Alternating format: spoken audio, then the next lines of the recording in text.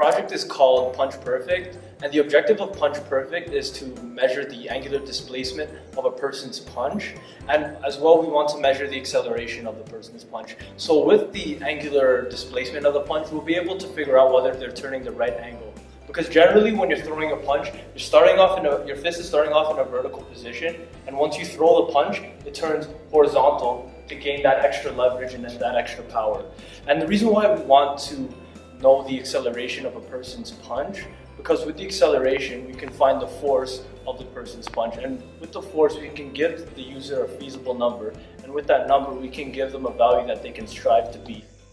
The sensing mechanisms, the sensors we are using are the accelerometer and the gyroscope. The accelerometer uses small crystal structures that come under stress due to accelerating forces.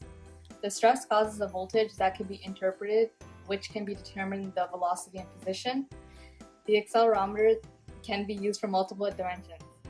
The gyroscope senses angular velocity from the Coriolis force applied to the vibrating element, which is then converted into an electrical signal, which can be read through LabVIEW. Our system uses two types of sensors, an accelerometer and a gyroscope, and each of them have their own transducers to convert physical properties into electrical signals that we could use in our measurements. Well, once we actually get them, we actually have to condition them because there's a lot of frequency, there's a lot of noise, and if we need to, we might have to amplify them. Once we get them and we've filtered them properly, we can actually start reading them and we can start recording them in programs such as LabVIEW. So once we calibrate the sensors, we can actually mount it into an object or we can mount it onto a glove. And we can start taking real-life measurements in order to get an ideal value that we can use to compare to a threshold. For example, right now we use Arduino to actually get this threshold.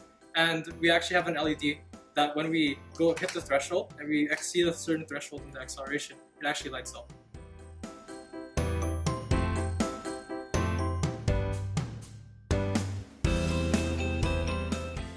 So the main application of our sensor system is for boxing. We want to be able to measure the accuracy and quality of a boxer's punch using the parameters that they've set. And in a wider scope, it would be used in any sort of sport that requires a movement. So for example, the end of a baseball bat would measure the arc that the bat moved in and the speed that the bat moved in.